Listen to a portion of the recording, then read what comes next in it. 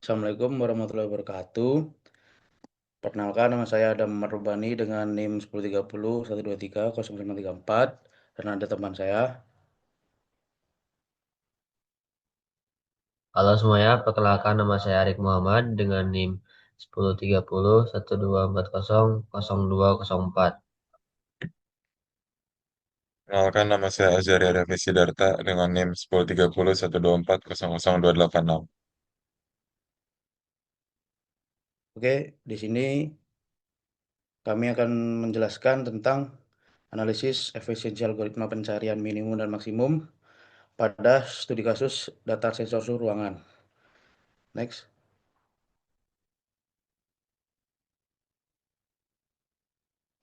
Next.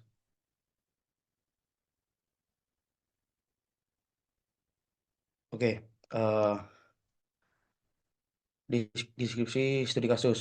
Pada laporan ini, kami akan menganalisis suhu ruangan dalam Fahrenheit, lalu mencari nilai maksimum dan minimum menggunakan algoritma iteratif dan rekursif.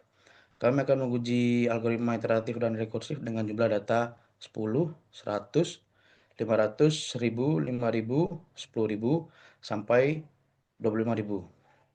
Tujuan dari eksperimen ini adalah mencari algoritma mana yang memiliki efisiensi paling tinggi. Next.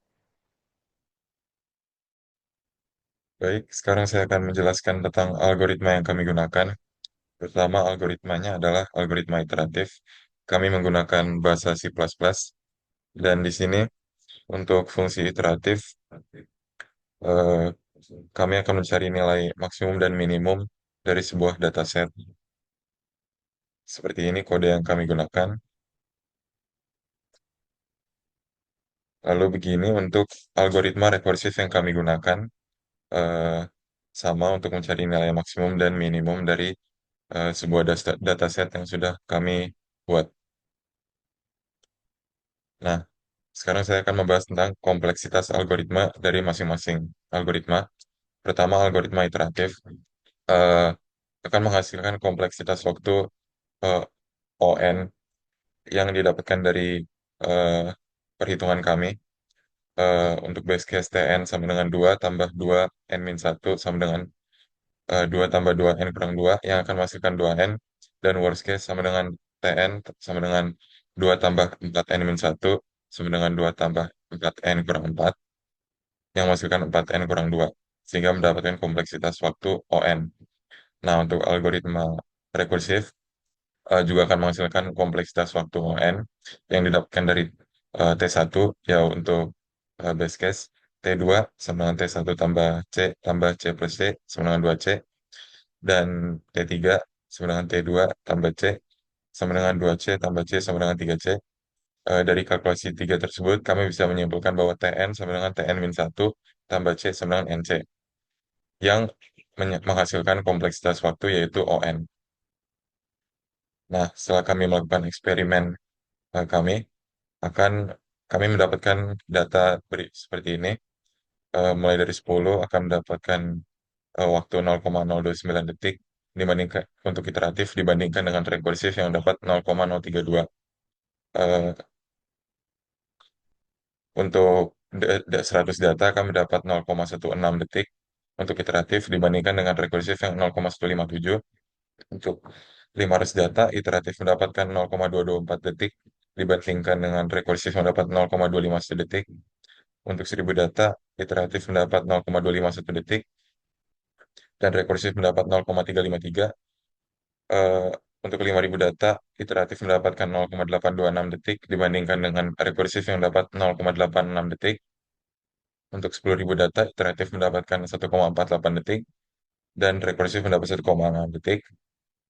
Dan terakhir, untuk 25.000 data, iteratif dapat menyelesaikan dalam 3,3 detik dibandingkan dengan rekursif yang 3,486 detik.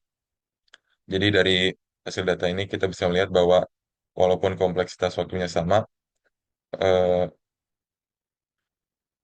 waktu yang didapatkan oleh iteratif lebih cepat sedikit dibandingkan rekursif karena algoritma iteratif itu tidak memerlukan function overhead dan melakukan operasi secara terus-menerus dibandingkan rekursif yang harus memanggil fungsi itu terus-menerus. Dan itu adalah grafiknya biar bisa dilihat lebih gampang.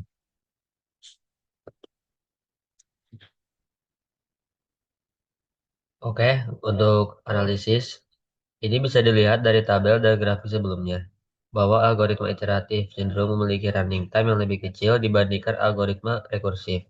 Hal ini tuh menunjukkan algoritma iteratif efisien karena tidak memiliki fungsi overhead dan melakukan kalkulasi yang sangat terus terang. Algoritma rekursif cenderung memiliki kompleksitas waktu yang lebih tinggi dibandingkan algoritma iteratif. Karena melakukan operasi yang lebih banyak dengan memanggil fungsi terus-menerus, algoritma rekursif biasanya berguna dalam konteks belajar atau ketika algoritma rekursif secara natural bisa digunakan dalam masalah.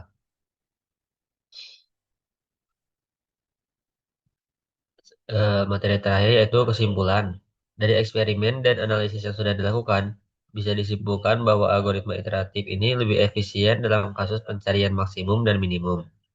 Algoritma iteratif tidak memiliki fungsi overhead serta melakukan kalkulasi yang sangat cepat.